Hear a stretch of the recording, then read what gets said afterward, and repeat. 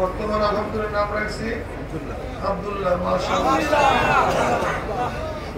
একজনের নাম সুমন দাস, বর্তমান সাদেক আব্দুল্লাহ। আর একজনের নাম হল সজীব বড়, এখন আব্দুল্লাহ মোহাম্মদ। মাশাআল্লাহ। পরে সবাই দিকে আসেন।